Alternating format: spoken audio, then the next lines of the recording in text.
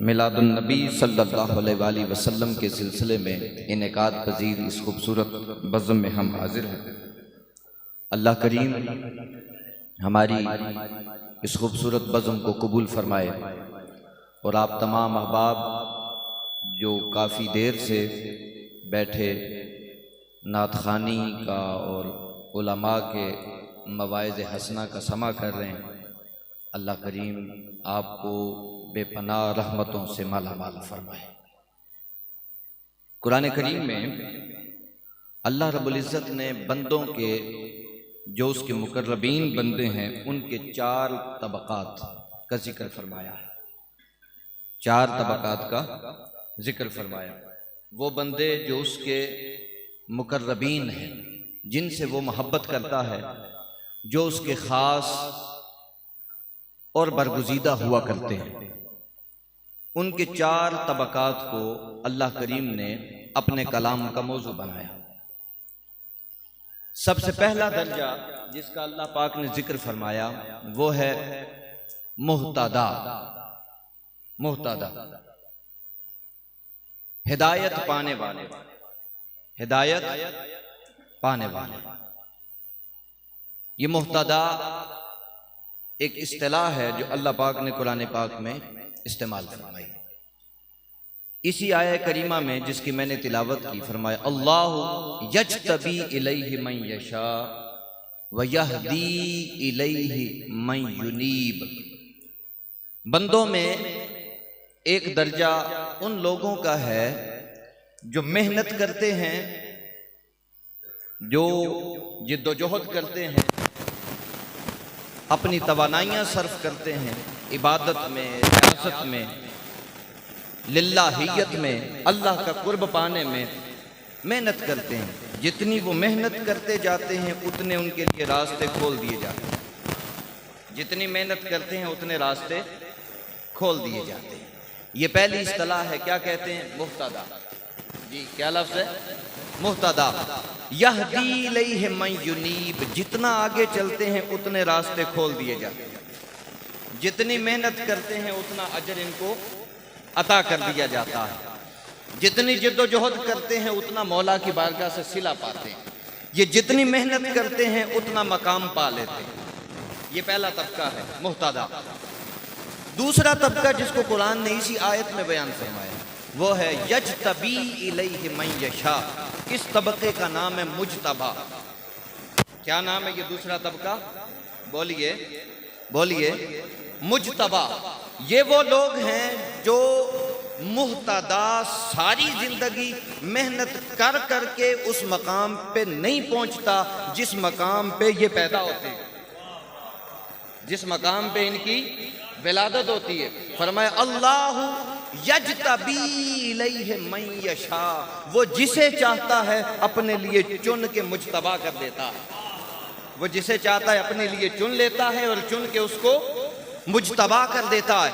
ان کی ولادت ہی اس مقام پہ ہوتی ہے، یہ بوقت ولادت ہی اس رفعت عالی اور اس مقام و مرتبت پہ فائز ہوتے ہیں جس مقام پہ مہتدی ساری زندگی محنت کر کر کے نہیں پہنچتا۔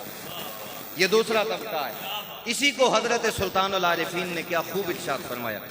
سلطان باؤ وہ فرماتے ہیں کئی جاگن، حضرت سلطان باؤ کہتے ہیں کئی جاگن کئی جاگ نہ جانن، کئی جاگن کئی جاگ نہ جانن، تا کئی جاگ دے ویرے ستے ہو، کئی جاگ دے ویرے ستے ہو، کئیاں نو وہ ستیاں ملیا، کئیاں نو وہ ستیاں ملیا، تے کئی جاگ دے ویگے لٹے ہو۔ کئی تو وہ ہیں کہ ان کو جاگنا نصیب ہی نہیں ہوا، کئی وہ ان کو جاگنا نصیب ہی نہیں ہوا، کئی جاگے مگر ان کا دھیان ادھر نہ رہا، دھیان اپنے جاگنے کی طرف ہوا۔ جاگے جاگے ضرور، ایک تو وہ ہو گئے جن کو جاگنا نصیب ہی نہیں ہوا، یہ ایک طبقہ ہو گیا۔ یہ اس منزل کے مسافر ہی نہیں بنے، وہ جاگے ہی نہیں، مگر کئی جاگے مگر منزل سے دھیان ہٹ گیا۔ کئی جاگ دے ویگے مٹھے ہو، کئی جاگے مگر منزل پہ نظر نہ رہی، منزل کی جستجو نہ رہی، نظر ادھر مولا کی طرف نہ رہی بلکہ اپنے جاگنے کی طرف ہوئی، ان کا جاگنا بھی بیکار ہوا۔ ان کا جاگنا بھی بیکار ہو گیا۔ اور کئی وہ ہیں کہ رات کو سوتے ہیں، ادھر سے آنکھیں بند ہوتی ہیں، ادھر سے مدینے والا آ کے کہتا ہے اٹھ جا میرا ہو کے سویا ہے، اٹھ جا میرا ہو کے سویا ہے۔ اس صورت میں حضرت پیر مہر علی شاہ صاحب آپ کے متعلق سو گئے، کسی نے کہا یہ سنتوں پہ اعتراض تھا، آپ نے سنتیں چھوڑ دی، سو گئے، رات کو سوئے، آقا علیہ السلام تشریف لائے، میرے علی میرا ہو کے سوتا ہے، میرا ہو کے سویا ہے۔ میرے علی اٹھ کے کہتے ہیں اس صورت نو میں جان آکھا، جان آکھا تے جانے جہان آکھا، سچ آکھا تے رب دی میں شان آکھا، اس شان تو شانہ سب بنیا۔ کئی سوتے ہیں اور وہ سوئے ہوئے کو آ کے اٹھا کے کہتا ہے اٹھ جا تو میرا ہے، اٹھ جا تو میرا ہے۔ یہ ہو گئے کون؟ مجتبی۔ یہ کون ہو گئے؟ بولیے مجتبی۔ اس کے بعد ایک تیسرا درجہ ہے جس کو قرآن نے بیان کیا، وہ ہے مرتضی۔ وہ کیا ہے؟ مرتضی۔ یہ بھی قرآن میں آیا ہے، فرمایا عالم الغیب، اللہ غیب کا علم جانتا ہے، غیب کا سارا علم اس کا خزانہ ہے، وہ مالک ہے۔ فلا یظہر علی غیبہ احدا، اپنے غیب کے خزانوں میں سے وہ کسی کو کچھ نہیں دیتا، وہ کسی کو کچھ عطا نہیں کرتا، الا من ارتضی، سوائے ان کے جو مرتضی ہو جاتے ہیں، سوائے ان کے جو مرتضی ہو جاتے ہیں۔ جس کو وہ مرتضی کر دے اس کے اوپر وہ علم کے سارے خزانے کھول دیتا ہے، سارے دروازے کھل جاتے ہیں۔ وہ زمین پہ چلتے ہوئے ما کانا کی خبر بھی رکھتا ہے، ما یکون کی خبر بھی رکھتا ہے۔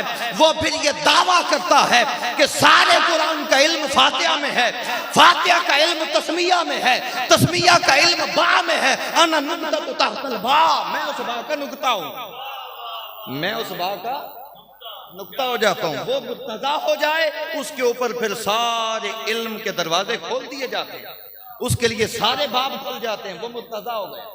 یہ تیسرا درجہ ہو گیا، ان کو کیا کہتے ہیں؟ یہ اوپر کا درجہ ہے، یہ اوپر کا درجہ ہے، یہ انبیاء میں سے، یہ انبیاء کو یہ درجہ ملتا ہے، یا کسی کی نظر عنایت ہو جائے تو پھر امت مصطفی میں بھی کسی کو یہ درجہ ملا ہے، کسی کو یہ درجہ ملا ہے۔ بہرحال میرا موضوع یہ ہے، چوتھا طبقہ جس کا قرآن نے ذکر فرمایا وہ ہے مصطفیٰ۔ چوتھا طبقہ کیا ہے؟ بولیے مصطفیٰ۔ مصطفیٰ کیا ہے؟ قرآن کہتا ہے اللہ یصطفی من الملائکہ، استعمال ہوا جب جنگ جیتی جاتی ہے، مسلمان لشکر ہو یا کوئی بھی ہو، جب جنگ جیتی جاتی ہے تو جو دوسرا لشکر ہارنے والا، ان کا جو مال حصے میں آتا ہے، جیتنے والوں کے حصے میں اس کو مال غنیمت کیا ہے، اس کو مال، اس کا حکم کیا ہوتا ہے؟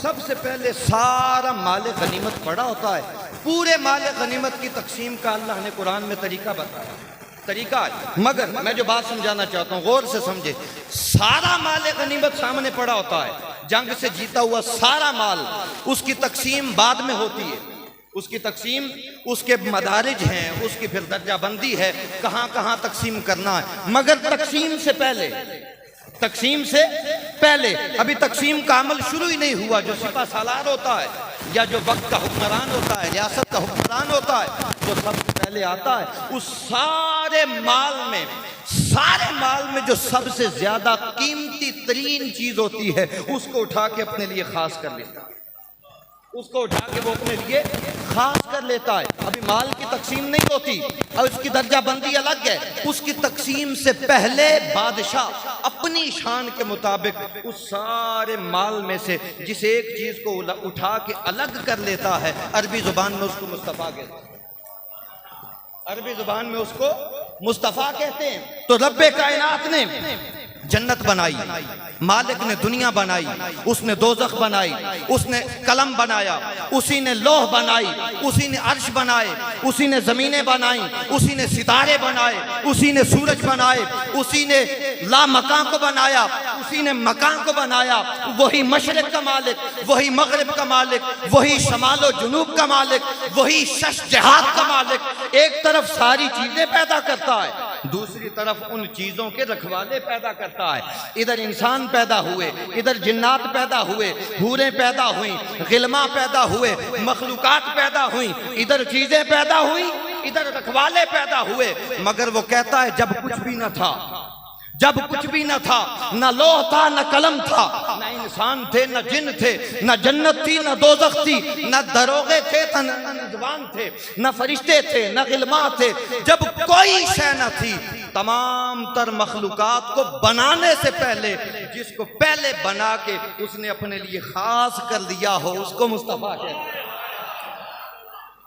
مصطفیٰ کہتے ہیں۔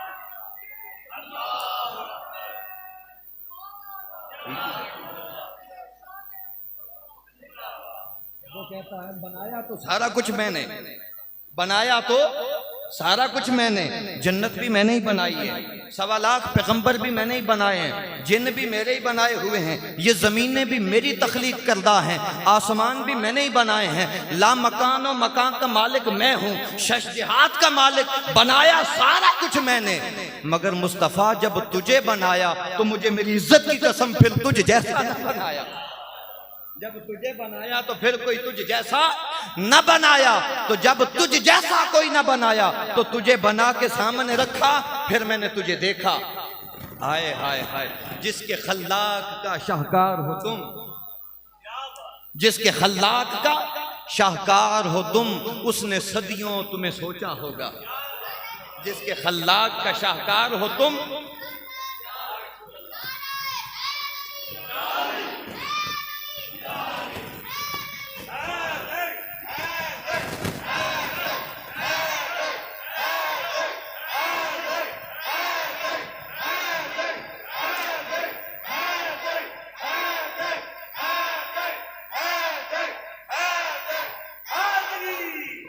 جس کے خلاق کا شاہکار ہو تم، اس نے صدیوں تمہیں سوچا ہوگا، اس نے صدیوں تمہیں سوچا ہوگا، پھر اس نے صدیوں تمہیں دیکھا ہوگا، پھر اس نے صدیوں تمہیں دیکھا ہوگا، اور جب اس نے دیکھا تو تجھ جیسا کمال کسی میں نہیں، تو با کمال تھا، تو لازوال تھا، تیرا حسن لازوال تھا، تیرا جمال کمال تھا، تو ظاہر سے لے کر باطن تک، سر سے لے کر پاؤں تک سراپا کمال تھا۔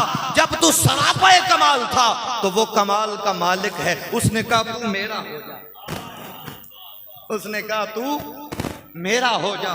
تو جب کائنات کی تخلیق سے بھی پہلے جس کو وہ اپنا کر لے اس کو مصطفیٰ کہتے ہیں، جس کو وہ اپنا کر لے اس کو مصطفیٰ کہتے ہیں۔ یہ پہلی بات ہو گئی کہ مصطفیٰ تو میرا ہو جا، مصطفیٰ تو میرا ہو جا، ایک بات ہو گئی۔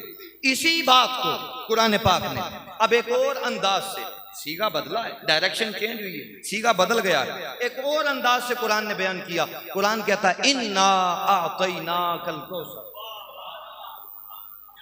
اِنَّا أَعْطَيْنَاكَ الْكَوْثَرَ، اے محبوب مکرم ہم نے آپ کو عطا کر دی کوثر، ہم نے آپ کو عطا کر دی کوثر۔ کوثر کے درجنوں معنی ہیں جی، علماء نے بیان فرمائے ہیں، امام راضی نے بے شمار معنی بیان فرمائے ہیں، بڑے بڑے مفسرین نے لکھا ہے۔ میں جو بات کرنے چاہ رہا ہوں تھوڑی علمی بات، غور سے سمجھے، غور سے۔ کوثر یہ لفظی اعتبار سے واحد ہے، لفظی اعتبار سے یہ بولیے واحد ہے، معنی کے اعتبار سے یہ جمع منتہی الجموع ہے، معنی کے اعتبار سے یہ جمع منتہی الجموع کہتے ہیں ایسی جمعیت کہ جس کے اندر جمع کی گنجائش ہی نہ بچے، جس کے اندر جمع کی کوئی گنجائش بچے ہی نہ، جمع کی آخری حد کو منتہی الجموع کہتے ہیں۔ تو معنی کے اعتبار سے منتہی الجموع کی جمع ہے، جمع منتہی الجموع ہے، اور لفظ کے اعتبار سے واحد ہے، لفظ کے اعتبار سے واحد۔ جیسے دیکھیں مثال سمجھے، مثال سے میں کہتا ہوں ایک لفظ ہے کلاس، کلاس، کلاس میں کوئی 30 40 50 طلبہ بیٹھے ہوتے ہیں، کلاس تو 40 طلبہ ہیں، لفظ کلاس، کلاس کا لفظ واحد ہے یا جمع ہے؟ علماء کے لیے کلاس کا لفظ بولیں واحد ہے، لیکن اس کا معنی واحد نہیں ہے، اس کا معنی واحد نہیں ہے۔ اگر ایک ہی طالب علم ہو تو وہ کلاس نہیں ہے، اس کا معنی یہ ہے کہ کثیر طلبہ ہے، اس کے اندر کثیر طلبہ ہیں، ایسے سینکڑوں معنی ہزاروں مل جاتے ہیں۔ لفظ کے اعتبار سے لفظ واحد ہوتا ہے، معنی کے اعتبار سے جمع ہوتا ہے۔ تو بھئی الکوثر کا لفظ یہ معنی کے اعتبار سے جمع نہیں، جمع منتہل جموع ہے، جمع منتہل جموع ہے۔ کائنات کی کوئی شے ہے ہی نہیں جو اس کے اندر نہیں ہے۔ کائنات میں ازل سے لے کر ابد تک، زمین سے لے کر آسمان تک، لا مکان سے مکان تک، مشرق سے مغرب، شمال سے جنوب، کائنات میں کوئی شے ہے ہی نہیں جو اس کے اندر نہیں۔ یہ معنی ہے جمع منتہل جموع کا، مگر لفظ واحد ہے، لفظ واحد ہے۔ تو معنی کوئی ایسا لیا جائے گا، الکوثر سے مراد کوئی ایسی چیز لی جائے گی جو اپنی ذات میں تو واحد ہو لیکن اپنی کیفیت میں منتہل جموع ہو، کیفیت میں منتہل جموع ہو، حقیقت میں منتہل جموع ہو، جس کی حقیقت میں ساری جمعیتیں سما جائیں، جس کی حقیقت میں کائنات کی کل جمعیت سما جائے، ذات میں واحد ہو، ذات میں واحد ہو۔ تو بھئی جب غور کرو، علماء نے لکھا ہے ایسی ذات جو ہے تو واحد مگر کل کائنات کی جمعیت اس وحدت کے اندر ہے، وہ ذات ذات خدا ہے، وہ ذات ذات بولے، وہ ذات ذات خدا ہے۔ خدا اپنی حقیقت میں وحدہ لا شریک ہے، اپنی حقیقت میں وہ وحدہ لا شریک ہے، مگر اس کی مانوی حقیقت کیا ہے؟ جگ میں آ کر ادھر ادھر دیکھا، جگ میں آ کر ادھر ادھر دیکھا، تو ہی نظر آیا جدھر جدھر دیکھا۔ بھئی ہے واحد، ہے واحد مگر کائنات کی ہر جمعیت جہاں دیکھو نظر وہی آتا ہے، جمع دیکھو نظر، جہاں دیکھو نظر وہی آتا ہے۔ پرندوں کی چہچہاہٹ سے لے کر کائنات میں تمام تر خلاق کی جتنی رنگینیاں اور صورتیں نظر آتی ہیں، ہر صورت میں پنہاں وہی ہے، ہر صورت میں پنہاں بھئی اس کے جلوے جمع کے ہیں، اس کے جلوے جمع کے ہیں، ذات واحد ہے، بولے ذات واحد ہے۔ بھئی یہی تو راز تھا، یہی تو راز تھا جو شاہ منصور کو سمجھ آ گیا تھا، یہی راز تھا جس نے منصور حلاج کو سولی پہ چڑھایا تھا۔ بھئی ہر جگہ وہی ہے مگر ہے واحد، ہر جگہ وہی ہے مگر ہے وہ واحد۔ تو ایسی ذات جو اپنی ذات میں تو واحد ہو مگر اپنی حقیقت میں جمع ہو، وہ مولا کی ذات ہے، وہ مولا کی ذات ہے۔ تو انا آتیناک الکوثر کا پھر یہ معنی نہ ہوا اے میرے محبوب ہم نے تمہیں بنایا، تم کو سنوارا، اتنا حسین بنایا، اتنا جمیل بنایا، اتنا باکمال بنایا، اتنا لازوال بنایا، بے مثالی میں بے مثال بنایا۔ جب بنا کے سامنے رکھا تو بے ساختہ رب ہو کر ہم نے کہہ دیا محبوب ہم تیرے، محبوب ہم انا آتیناک الکوثر کا مطلب ہے محبوب پہلے تجھے میں نے کثرت دی، پہلے تجھے میں نے کائنات کی کثرت دی، کائنات کے سارے خزانے دیے، ہر خیر کی کثرت دی، ہر خزانے کی کثرت دی، تجھے اولاد کی کثرت دی، تجھے آل کی کثرت دی، تجھے معجزات کی کثرت دی، تجھے شانوں کی کثرت دی، کائنات کی ہر کثرت تیری ذات میں جمع کر دی۔ جب ساری کثرتیں تیری ذات میں جمع ہو گئیں تو پھر میں نے فرمایا انا آتیناک الکوثر، اے محبوب میں رب وحدہ لا شریک اکیلا بچ گیا ہوں، میں بھی تیرا ہوں۔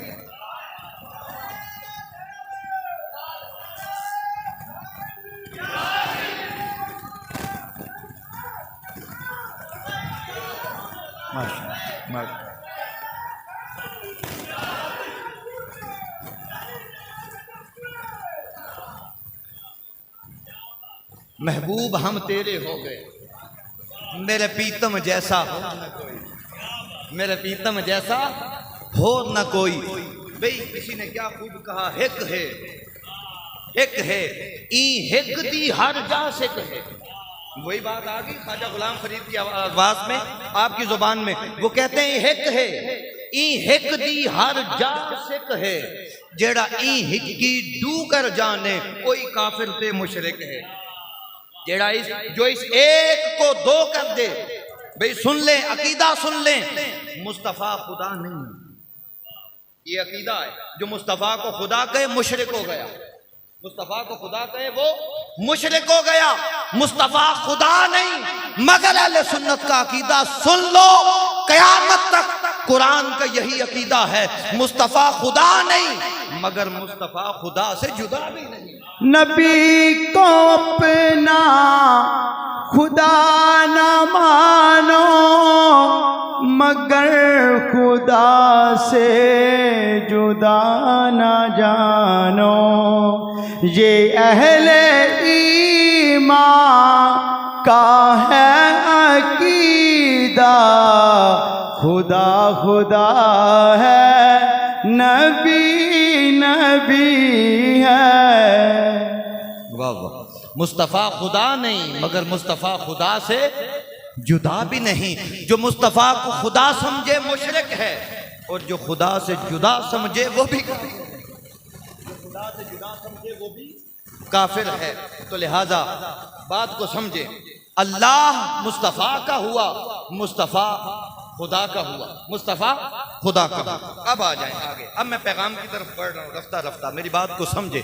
یہی بات اللہ پاک نے اسی نقطے کو بسم اللہ میں سمویا ہے، بسم اللہ میں یہی نقطہ ہے، غور سے سمجھے۔ میں نے اس لیے ابتدا میں اس کا ذکر کیا تھا، بسم اللہ میں یہی نقطہ ہے۔ حضرت مولا مشکل کشا کا یہ فرمان کہ میں با کا نقطہ ہوں، اس کو سمجھے، اس کو سمجھے۔ یہ دو باتیں میں عرض کرنے لگا ہوں بھئی۔ علم خطاطی میں یہ بھی ایک علم ہے، اب تو زمانہ ختم ہو گیا، اب تو کمپیوٹر کا زمانہ آ گیا ہے، اب تو کمپوزنگ کا زمانہ ہے۔ خطاطی پہ علماء نے کتابیں لکھی ہیں، خطاطی پہ کتابیں لکھی ہیں۔ پہلے زمانے کے علماء اس فن میں اسپیشلسٹ ہوا کرتے تھے، اسپیشلائزیشن کروائی جاتی۔ خطاطی کا ایک موضوع ہے، خطاطی کا، کہ نقطہ پہلے ہے یا الف پہلے ہے، نقطہ پہلے ہے یا الف۔ یہ ایسے ہی ہے نا جیسے کوئی کہہ دے بھئی انڈا پہلے ہے یا مرغی پہلے ہے، آپ سمجھ رہے بات؟ اس نے کہا الف با تا، کل کائنات کا علم الف سے لے کر یا تک کیا، اس سے باہر بھی ہے کائنات کا علم، کائنات کا سارا علم الف سے لے کر یا تک، مظاہر تو یہی ہے۔ الف علم کا مظہر، با علم کا مظہر، تا علم کا مظہر، کل کائنات کا علم ازل سے ابد تک جمع ہو جائے الف سے یا تک، اس کے باہر تو نہیں ہے جی، اس سے باہر تو نہیں ہے، سارا علم ہے بھئی۔ یہ سمجھنے کی باتیں ہیں۔ کسی نے کہا الف سے لے کر یا تک ہے، اور بابا بلے شاہ کہتے ہیں بس کریو علم و یار ہکو الف درکار، ہکو الف درکار۔ کسی کو کائنات کا سارا علم الف سے مل جاتا ہے۔ تو بہرحال علم کے جتنے مظاہر ہیں الف سے لے کر یا تک، بس الف سے لے کر یا تک یہ سارے حروف یہ پہلے بنے ہیں یا نقطہ پہلے بنے ہیں؟ یہ ایک بحث چلتی رہی ہے۔ اب آپ میں سے جن لوگوں نے بچپن میں تختیاں لکھی ہیں گورنمنٹ سکولوں میں، ان کو میری بات سمجھ آئے گی۔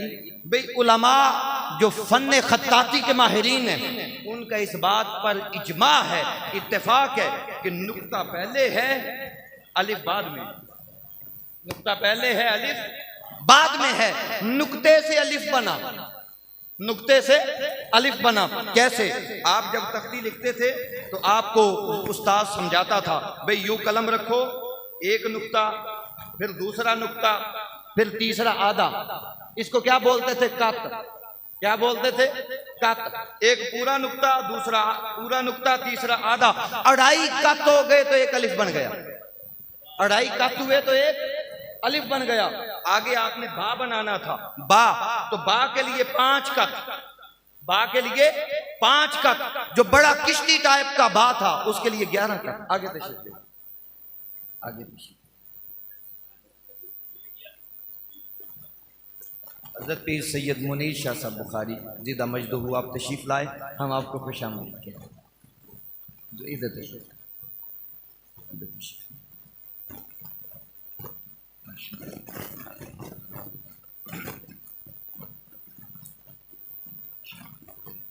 جی تو میں عرض کر رہا تھا، یہ میری گفتگو تھوڑی سمجھنے والی ہے، اس کو غور سے سمجھے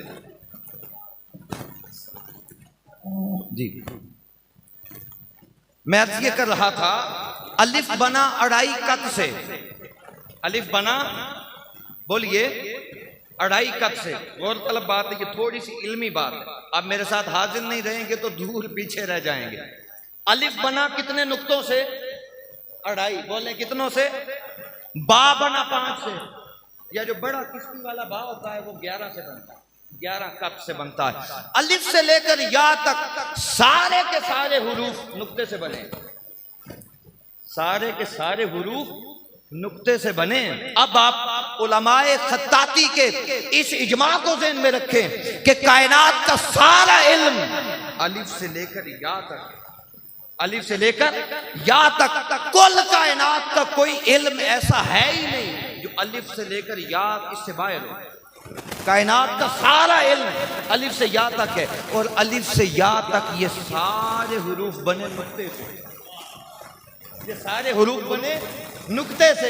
اس لیے مولا مشکل کشا نے کہا تھا انا نقطہ تحت الباء، میں با کا نقطہ ہوں، میں با کا نقطہ ہوں. بھئی کائنات کا سارا علم جس نقطے کے ذریعے سے، جس نقطے سے کائنات میں علم کے چشمے پھوٹتے ہیں، اس نقطہ علم کو الف. یہ بات سمجھ لی. اب آ جائیں اگلی بات. اب با کی بات کرتے ہیں. با کی عربی زبان میں علماء بیٹھے ہیں، یہ بھی تھوڑی سمجھنے والی بات ہے، غور سے سمجھیں. با کا جو لفظ ہے یہ حرف ہے. با حرف ہے. بولیں کیا لفظ با کیا ہے؟ با ایک حرف ہے. با ایک حرف ہے. آپ ترجمہ کریں بسم اللہ کا، ترجمہ کریں بسم اللہ الرحمن الرحیم کا. ترجمہ کیا بنتا ہے؟ بولیے، بولیں اللہ کے نام سے شروع. بولیں اللہ کے نام سے شروع. بولیں سب بولیں اللہ کے نام سے شروع کرتا ہوں جو بڑا مہربان ہے نہایت رحم والا ہے. جو بڑا مہربان ہے نہایت رحم والا. ایسے ہی ہے، یہی ترجمہ ہے. ترجمہ میں نے درست کیا، پھر کریں آپ کریں. اللہ کے نام سے شروع کرتا ہوں جو بڑا مہربان ہے نہایت رحم فرمانے والا ہے. با حرف ہے، حروف جارہ میں سے حرف ہے. با حروف جارہ. بھئی قاعدہ یہ ہے، آپ جب ترجمہ کرتے ہیں اللہ کے نام سے شروع کرتا ہوں، میں شروع کرتا ہوں. بسم اللہ کے اندر یہ جو لفظ ہے میں شروع کرتا ہوں، یہ ہے ہی نہیں، یہ نہیں ہے ہی نہیں. غور طلب بات ہے. بھئی میں شروع کرتا ہوں، آپ اس کے بغیر ترجمہ کرتے ہیں بسم اللہ کا؟ نہیں کرتے. آپ کہتے ہیں اللہ کے نام سے شروع کرتا ہوں. اللہ کے نام سے، بولیں اللہ کے نام سے شروع کرتا ہوں. تو جب یہ لفظ کہا جائے کہ میں شروع کرتا ہوں، یہ تو بسم اللہ میں ہے ہی نہیں، یہ تو بسم اللہ میں ہے ہی نہیں. پہلا سب سے پہلے با ہے. با کا مطلب ہے سے. کیا مطلب ہے؟ بولیں سے، یا ساتھ کر لیں سے کر لیں. سے کیا مطلب ہے با کا؟ بولیں سادہ کر کے سمجھا رہا ہوں آپ کے لیے. آگے ہے اسم. اسم کا معنی ہے نام.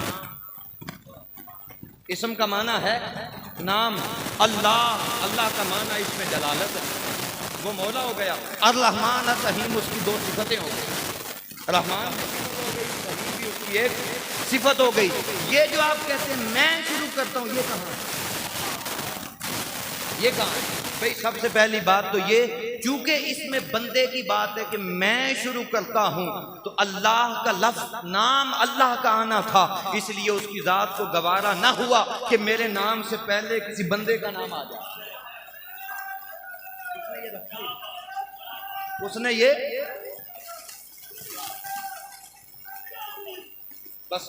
اب جب تک یہ بسم اللہ کی بات میں پوری نہ کروں نعرہ نہیں لگانا. یہ بات مشکل ہے سمجھنے والی. بھئی با سے پہلے آنا تھا اشرع، میں شروع کرتا ہوں. یا اس سے پہلا آنا تھا ابتدئ، میں ابتدا کرتا ہوں. وہاں نہ ابتدا کا لفظ ہے نہ شروع کا لفظ ہے، اس لیے کہ جہاں مولا کا نام آنا ہے وہاں بندے کی میں. بھئی میں ختم ہو تو بندہ مولا تک پہنچتا ہے. جب تک میں رہے، میں رہے، اس وقت تک وہ نہیں آتا. یہ میں کے گورکھ دندے سے بندہ نکلے تو مولا کی معرفت نصیب ہوتی. اس نے شروع میں اشرع رکھا ہی نہیں. اب سنیں، با کا قاعدہ یہ ہے، با کہ یہ کسی نہ کسی سے متعلق ہوتا ہے. اس سے پہلے کوئی نہ کوئی ہوتا ہے، اس سے پہلے کوئی نہ کوئی ہوتا ہے. اب آپ فرض کر لیں، سمجھ لیں، با سے پہلے بندہ ہے، با سے پہلے کوئی بھی بندہ، آپ، میں، محترم شاہ صاحب، جو کہے بسم اللہ وہ بھا سے پہلے، آپ اگر کہیں بسم اللہ تو اس کا مطلب ہے بسم اللہ کی با سے پہلے آپ ہیں، با سے پہلے بھئی قاعدہ ہے، با سے پیچھے کچھ نہ کچھ ہوگا جس کے وہ متعلق ہوگا، بات کسی نہ کسی سے متعلق ہوگا جو پیچھے ہوگا، تو با جو بسم اللہ کہے گا وہ بندہ با کے پیچھے ہے، بندہ با کے پیچھے ہے۔ اب درمیان میں با ہے، با کیا کرتا ہے؟ یہ الصاق کے لیے آتا ہے، یہ کس لیے آتا ہے؟ یہ ساتھ ملانے کے لیے آتا ہے۔ یہ کس لیے آتا ہے؟ بولیں، سب بولیں، کس لیے آتا ہے؟ ساتھ ملانے کے لیے۔ تو پہلے بندہ ہے، آگے با ہے، تو بسم اللہ کی با نے بندے کو ساتھ ملانا ہے، بسم اللہ کی با نے بندے کو، بولے، ساتھ ملانا ہے۔ کس کے ساتھ؟ بولے، کس کے ساتھ ملانا ہے؟ اللہ کے ساتھ۔ بندہ چاہتا ہے میں اللہ سے مل جاؤں، بندہ یہ چاہتا ہے مولا میں تجھ سے مل جاؤں۔ اس نے کہا اچھا مجھ سے ملنے والے آ، میں تجھے راستہ بتاتا ہوں، آ جا میں تجھے راستہ بتاتا ہوں۔ با سے پہلے بندہ ہے، درمیان میں با ہے، آگے ہونا چاہیے تھا اللہ، آگے ہونا چاہیے تھا۔ معنی کیا بنتا کہ بندے کو ملاتی ہے با، با ملاتی ہے بندے کو اللہ سے، مگر اللہ نہیں۔ با کے بعد اسم ہے، با کے بعد اسم ہے، با کے بعد اسم ہے، اسم کے بعد اللہ ہے، اسم کے بعد۔ اس کا مطلب ہے با بندے کو ملاتی ہے اسم کے ساتھ، با بندے کو ملاتی ہے اسم کے ساتھ، اور جو اسم کے ساتھ مل جائے اسم اس کو ملاتا ہے خدا کے ساتھ۔ کلیئر ہو گئی بات؟ یہ تھوڑا علمی نقطہ ہے، اگر آپ اس کو سمجھ گئے تو میری ساری گفتگو کا پیغام اس میں بھئی با نے ملانا ہے بندے کو مولا سے۔ مولا فرماتا ہے آ جا تجھے راستہ بتاتا ہوں، آ تجھے راستہ بتاتا ہوں، رکھ راما ملک صاحب کے مدرسے میں تجھے راستہ بتاتا ہوں، بندے آ جا۔ درمیان میں با ہے، با ملا رہی ہے بندے کو رب کے ساتھ۔ رب کہتے ہیں نہیں نہیں، رک جا رک جا، میرے ساتھ ملنا ہے، اسم سے مل، میرے ساتھ ملنا ہے تو تو اسم سے مل۔ جب تو اسم سے ملے گا تو آگے اللہ سے تجھے اسم خود ہی ملا لے گا، اسم سے تجھے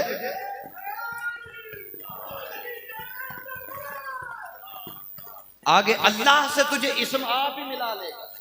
حضرت سلطان العارفین سلطان باؤ، آپ کا ایک جملہ بڑا مشہور ہے اور معرفت کی دنیا کا چمکتا ہوا سنہری جملہ ہے حضرت سلطان باؤ کا۔ وہ کہتے ہیں اسم ذات ہی ذات ہے، اسم ذات ہی، کیا کہتے ہیں؟ اسم ذات ہی ذات ہے۔ بھئی اللہ سے ملنا ہے، اسم سے ملو، اسم تمہیں اللہ سے ملائے گا۔ اب آ جائیں، اس کو سمجھیں۔ عربی زبان میں اسم کہتے ہیں نشانی کو، عربی زبان میں اسم کہتے ہیں، اسم کا معنی کیا ہے؟ بولیں، اسم کا معنی کیا ہے؟ نشانی۔ اب با بندے کو ملائے گا اللہ کی نشانی سے، اللہ کی نشانی سے۔ بھئی سنو میری بات، قرآن و سنت کا علم دین کا نچوڑ بتا رہا ہوں۔ عالم خلق میں، عالم خلق میں اگر کوئی شخص مشاہدہ کرنا چاہتا ہے اللہ کی نشانی کا، اللہ کی علامت کا، تو عالم خلق میں مولا کی سب سے بڑی نشانی کا نام محمد مصطفیٰ ہے۔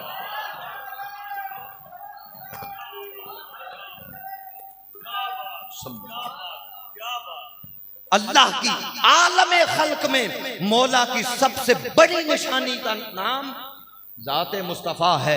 لہذا رب یہ پیغام دینا چاہتا ہے، اور وہ اپنے قرآن کی ابتدا میں بسم اللہ میں صبح دوپہر شام ہر نیک کام کے آغاز میں جب آپ بسم اللہ پڑھتے ہیں، مولا پیغام یہ دینا چاہتا ہے بندے اگر تو چاہتا ہے تجھے برکتیں مل جائیں، اگر تو چاہتا ہے تجھے رحمتیں مل جائیں، اگر تو چاہتا ہے تجھے میری مدد مل جائے، اگر تو نصرت چاہتا ہے، میرا کرم چاہتا ہے، میری بارگاہ کا فیض چاہتا ہے، میری نگاہ شفقت چاہتا ہے، تو چاہتا ہے میں تیرے لیے راستے کھول دوں، تیرے لیے کامیابی کے دروازے کھول دوں، راستے ہموار کر دوں، تو سن لے ایک ہی راستہ ہے، اس جہان میں کامیابی چاہے یا اس جہان میں کامیابی چاہے، تجھے پیغام دیتا ہے کہ جڑ جا مدنی تاجدار، جڑ جا مدینے والی سرکار سے، کنڈل والی زلفوں والے محبوب سے جڑ جا، خدا کی عزت کی قسم مدینہ کا کتا بن جا، مدینے کے گلی کوچوں کا سگ بن جا،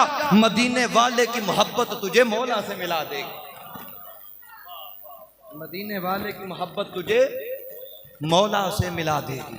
اسی لیے حضرت یہ سمندری میں جو بزرگوں گزرے ہیں لدھیانوی، صوفی برکت علی لدھیانوی، ان کا ایک جملہ میں آپ کو بتاتا ہوں، میں نے خود سنا ہے ان کا ایک جملہ، صوفی برکت علی لدھیانوی صاحب، وہ کہتے ہیں اللہ نے جب اس کے محبوب نے نماز میں 9 دفعہ یوں منہ چہرہ اوپر کیا، 9 دفعہ چہرہ آسمان کی طرف کیا، اللہ نے اپنے محبوب کی خاطر قبلہ بدل دیا، اللہ نے محبوب کی خاطر قبلہ بدل دیا، 9 مرتبہ چہرہ اٹھایا تو رب نے قبلہ بدل دیا۔ صوفی صاحب کہتے ہیں بندے تیرے دل کو اللہ کا رسول دن میں 70 بار دیکھتا ہے، تو بھی تو کبھی رسول کے لیے قبلہ بدل،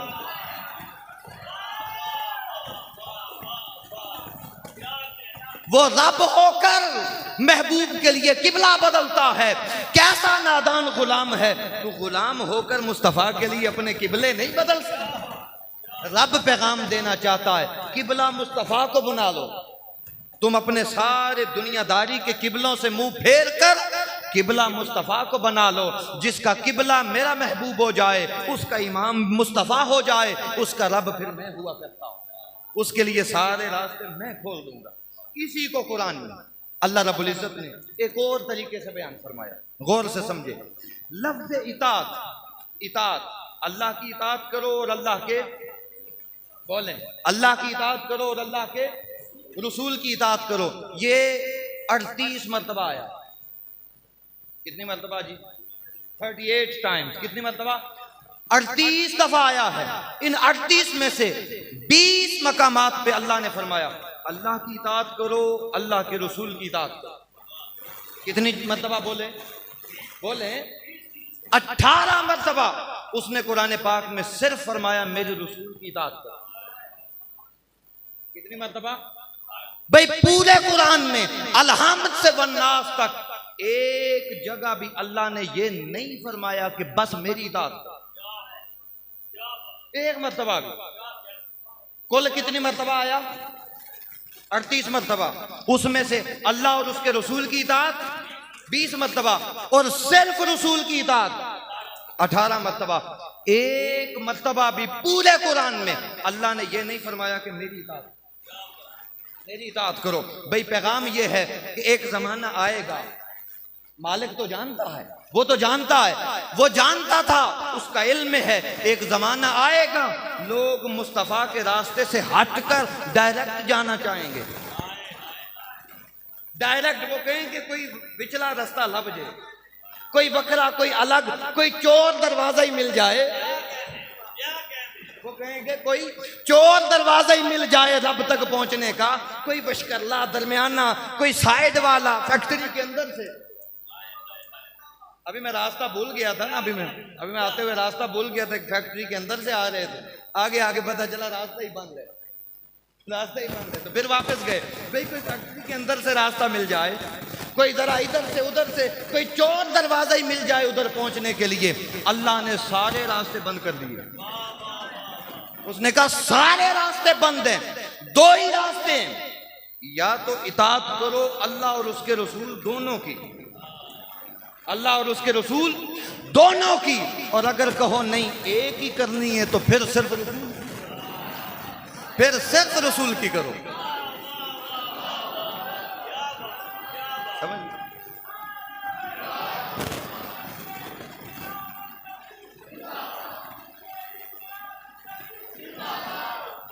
یا تو دونوں کی اطاعت کرو اللہ کی بھی اللہ کے، اور اگر کہو نہیں ایک کرنی ہے تو پھر بس رسول کی کرو، پھر بس رسول کی کرو۔ بس اللہ کی اطاعت اس لیے نہیں رکھی کہ کسی کو چور دروازہ نہ مل جائے، قیامت تک کے لیے اس نے یہ پیغام دے دیا، لوگو آؤ مصطفیٰ کے در پر، مجھے میری عزت کی قسم جو مصطفیٰ کی اطاعت کرے گا وہی میری اطاعت ہے، جو مصطفیٰ کی اطاعت ہے وہی رب کی اطاعت، وہی رب کی اطاعت۔ اچھا اسی کو ایک اور اینگل سے بتا دوں، قرآن پاک میں لفظ یا ایھا الناس 40 مرتبہ آیا، کتنی مرتبہ؟ معنی اس کا کیا ہے؟ اے لوگو، کیا معنی ہے؟ جب اے لوگو کہا تو اس کے اندر مسلمان بھی ہیں، اس کے اندر کافر بھی ہیں، اس کے اندر مشرک بھی ہیں، اس کے اندر عیسائی بھی ہیں، یہودی بھی ہیں، کل کائنات کا ہر مذہب کا انسان اس کے اندر ہے۔ یا ایھا الناس کتنی مرتبہ ہے؟ 40 مرتبہ۔ یا ایھا الناس مکی زندگی میں جب آپ ہجرت مدینہ سے پہلے 20 مرتبہ مکہ میں مکی زندگی میں نازل ہوا، 20 مرتبہ مدنی زندگی میں، 20 مرتبہ یا ایھا الناس کے سامعین سارے ہی ہیں، سارے، اس میں مومن بھی ہیں غیر مومن بھی ہیں، مسلمان بھی ہیں غیر مسلم، سارے شامل ہیں۔ مگر دوسرا خطاب اللہ قرآن میں فرماتا ہے یا ایھا الذین آمنوا، یا ایھا الذین 99 مرتبہ آیا ہے، کتنی مرتبہ؟ 99 مرتبہ۔ بھئی ایک مرتبہ بھی مکی زندگی میں نہیں اترا، کیوں؟ وہاں مسلمان تھوڑے تھے، وہاں کافر زیادہ تھے، وہاں مشرک زیادہ تھے، حتیٰ کہ اللہ کے رسول نے جب ہجرت فرمائی، ہجرت کے وقت 300-350 سے زیادہ مسلمان نہیں، تو وہاں زیادہ کافر تھے، وہاں زیادہ۔ جب بھی خطاب کیا یا ایھا الناس سے کیا، ادھر مدینہ میں آئے، ادھر تو پہلے دن ہی ریل پیل ہو گئی، ادھر تو مسلمانوں کی کثرت ہو گئی، مومنین ہی مومنین، ہر طرف غلام ہی غلام، ہر طرف اللہ کے رسول کے متوالے تھے۔ ادھر اللہ نے خطاب فرمایا یا ایھا الذین آمنوا کے ساتھ، اے ایمان والو، اے ایمان والو۔ اب خاصوں کی بات ہو گئی، خاصوں کی بات ہو گئی، اصول سمجھا رہا ہوں، اصول اللہ کا اصول سمجھا رہا ہوں، اصول تبلیغ سمجھا رہا ہوں۔ بھئی جب مکہ میں کافر تھے اس نے کہا یا ایھا الناس، اور یا ایھا الناس کہہ کر پیغام دیا توحید کا۔ حضور ذوالفقار شاہ جی پیغام دیا توحید کا، مجھے ایک مانو، مجھے ایک مانو، میں تمہارا خدا ہوں، میں تمہارا پروردگار ہوں، میں ہی تمہارا دستگیر ہوں، میں ہی لجپال ہوں، سارا کچھ میں ہوں۔ آگے کافر تھے، آگے کون تھے؟ بولیں آگے کون تھے؟ جب آگے کافر تھے تو اس نے اعلان توحید کا کیا، اس نے اعلان کیا توحید کا، یا ایھا الناس اعبدوا ربکم الذی خلقکم، اے لوگو اپنے رب کی عبادت کرو، اے لوگو۔ جہاں کافر تھے وہاں بات کی اپنی ربوبیت کی، وہاں بات کی اپنی الوہیت کی، وہاں بات کی اپنی شان پروردگاری کی۔ مگر جب مدینہ میں تھے یہاں مسلمان زیادہ تھے، یہاں مومن زیادہ تھے، یا ایھا الذین آمنوا کے ساتھ 99 مرتبہ خطاب کیا، ایک مرتبہ بھی یا ایھا الذین آمنوا کہہ کر توحید کا اعلان ہے۔ یا ایھا الذین آمنوا کہہ کر ایک مرتبہ بھی پورے قرآن میں توحید کا اعلان نہیں کیا، بلکہ جب بھی یا ایھا الذین آمنوا کہا اپنے مصطفیٰ کی شان بیان کی، اپنے محبوب کی شان بیان کی، کبھی مصطفیٰ کو شاہد کہا، کبھی مصطفیٰ کو مبشر کہا، کبھی مصطفیٰ کو سراج کہا، کبھی مصطفیٰ کو منیر کہا، کبھی مصطفیٰ کو طٰہٰ کہا، مصطفیٰ کی شان جب بھی بیان کی یا ایھا الذین آمنوا سے کی۔ معنی اس کا یہ ہے، اللہ کا پیغام یہ ہے، وہ یہ سبق دینا چاہتا ہے، لوگوں جب تمہارے سامنے کافر آ جائے، تمہارے سامنے مشرک آ جائے، یہودی آ جائے، عیسائی آ جائے، اللہ کے دین کا دشمن آ جائے، اس کو کہو آؤ اللہ کی طرف، اسے کہو آؤ اللہ کی طرف، آؤ اللہ کے دین کی طرف۔ اللہ ایک ہے، مگر جب تمہارے سامنے محبوب کے غلام بیٹھے ہوں، جب تمہارے سامنے مسلمان بیٹھے ہوں، جب تمہارے سامنے مومنین بیٹھے ہوں، اللہ کے رسول کے کلمہ پڑھنے والے بیٹھے ہوں، انہیں توحید کا درس نہ دو، ان کے سامنے بولنا ہے تو شان مصطفیٰ بیان کرو۔ کے سامنے اگر بیان کرنا ہو تو شان مصطفیٰ کرو، ان کے سامنے بولنا ہو مصطفیٰ کا وسیلہ بیان کرو، مصطفیٰ کی شفاعت بیان کرو، ساقی کوثر ہونا بیان کرو، آپ کا نور ہونا بیان کرو، مختار کل ہونا بیان کرو، حاضر و ناظر ہونا بیان کرو، آپ کی لاکھوں شانیں۔ جب مومنین میں بیٹھو تو مصطفیٰ کی شانیں بیان کرو۔ لہٰذا اگر کوئی مومنوں میں آ کے کہے بھئی آؤ اللہ کی طرف، تو یہ تو پہلے ہی کلمہ پڑھ، یہ تو پہلے ہی کلمہ پڑھ رہا ہے تو مسجد میں آیا ہے، کلمہ پڑھ رہا ہے تو مسجد میں آیا ہے۔ تو جو کلمہ پڑھ کے مسجد میں آیا ہے اس کو اور کہاں لے جانا چاہتے ہو بابا؟ مسجد میں آنے والے مسلمان کو کسی مقام پہ لے جانا ہے تو گنبد خضرا کا اس کو طواف کروا دو، مدینہ طیبہ کے تاجدار کے سامنے اس کا سر خم کروا دو۔ خدا کی عزت کی قسم، جو جھک گیا مصطفیٰ کے در پہ وہ بلند ہو گیا رب کی بارگاہ، بلند ہو گیا۔ اب میرا پیغام ہے جس میں گفتگو ختم کر رہا ہوں، اسی بات کو اللہ نے قرآن میں بیان فرمایا، سنیں، فرمایا والوزن یومئذ الحق، قیامت کے دن اعمال کو تولا جائے گا، قیامت کے دن اعمال کو تولا جائے گا۔ اعمال کا تولا جانا یہ حق ہے، اعمال کا تولا جانا یہ حق ہے۔ پورے قرآن میں اللہ نے کسی جگہ یہ بیان نہیں فرمایا کہ جس ترازو پہ اعمال تولے جائیں گے اس کی شکل کیسی ہوگی، ہے جی پورے قرآن میں کہیں اللہ نے بیان نہیں فرمایا کہ اس کے دو پلڑے ہوں گے، درمیان میں ایک ڈنڈی ہوگی، ایسے اٹھایا ہوگا، ایک طرف گناہ رکھے جائیں گے، ایک طرف نیکیاں رکھی جائیں گی، ہے کہیں؟ پورے قرآن میں نہیں۔ یا کمپیوٹرائز کنڈا ہو جائے گا، کمپیوٹرائز، اس کے اوپر نیکیاں رکھی جائیں گی، سامنے نمبر آ جائیں گے، پھر ان کو ہٹا کے گناہ رکھے جائیں گے، نمبر آ جائیں گے، ایسا ہے کچھ؟ بولیں، ایسی کوئی وضاحت اس کی اللہ پاک نے قرآن میں بیان نہیں بیان فرمائی۔ لیکن ایک بات ہے، جس چیز پہ عمل تولے جائیں گے اس کو میزان کہتے ہیں۔ کیا کہتے ہیں اس کو؟ میزان کہتے ہیں۔ اللہ کا یہ فرمان ہے الذی انزل الکتاب بالحق والمیزان، اس نے تمہیں کتاب بھی دی ہے، اس نے تمہیں میزان بھی دیا ہے۔ شاہ جی یہ کلیم کرنا رب کائنات کی بارگاہ میں کہ یا اللہ تو نے جس میزان پہ عمل تولنے ہیں وہ تو ہمارے پاس ہے ہی نہیں، ہم تیاری کیسے کریں؟ ہمارے پاس پیپر پیٹرن نہیں ہے، ہمارے پاس کوئی میتھڈولوجی نہیں۔ اس نے اس دعوے کو رد کر دیا۔ وہ کہتا ہے میں نے قرآن دیا، حق ہے، زیر زبر اس کی کبھی بدلی نہیں، قرآن کی زیر زبر بدل نہیں سکتی تو میزان ٹوٹ سکتا ہے۔ بولیں بھئی پہلی امتوں میں بھی تھا، ان میں کتاب بھی تھی، میزان بھی تھا، تو آپ کہہ سکتے ہیں کہ کتابیں بدل گئی ہیں تو میزان بھی ٹوٹ گئے ہوں گے، میزان بھی ٹوٹ گئے ہوں گے، مگر اس امت کا اس کی نہ کتاب بدلی ہے نہ میزان ٹوٹا ہے، نہ کتاب بدلی ہے نہ میزان ٹوٹا ہے۔ علی وجہ البصیرت، اللہ کے قرآن کی روشنی میں رب کائنات کی عزت کی قسم اٹھا کے بتاتا ہوں، لوگوں کسی غلط فہمی میں نہ رہنا، کسی کج فہمی میں نہ رہنا، کسی مسکنسپشن میں نہ رہنا، کنفیوژن میں نہ رہنا، ساری زندگی میزان کی تلاش میں نہ رہنا۔ مصطفیٰ کا کلمہ پڑھنے والوں، اللہ کے رسول کے غلاموں، کائنات کے تمام تر لوگوں کے اعمال کل قیامت کے دن جس میزان کے اوپر پرکھے جائیں گے اس میزان کا نام ذات مصطفیٰ۔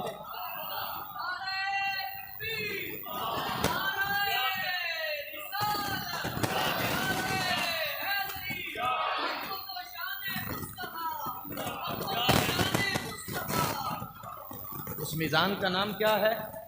ذات مصطفیٰ۔ اسی کو قرآن نے کہا لقد کان لکم فی رسول اللہ اسوۃ حسنہ۔ اپنی دنیا کی زندگیوں میں تم ہر بندہ دیکھ سکتا ہے کسی بھی وقت کہ میں اللہ کی بارگاہ میں کتنا کامیاب ہوں۔ جو دیکھنا چاہے وہ دیکھے کہ مصطفیٰ سے تعلق کتنا ہے، مصطفیٰ سے میرا رشتہ کتنا ہے۔ جو دنیا میں اللہ کے رسول کے جتنا قریب ہے کل اتنی جلدی جان چھوٹ جائے گی، اتنی جلدی کامیاب ہو جائے گا، اور جو دنیا میں در مصطفیٰ سے جتنا دور ہے کل قیامت کے دن حساب و کتاب میں اتنا زیادہ پھنسے گا۔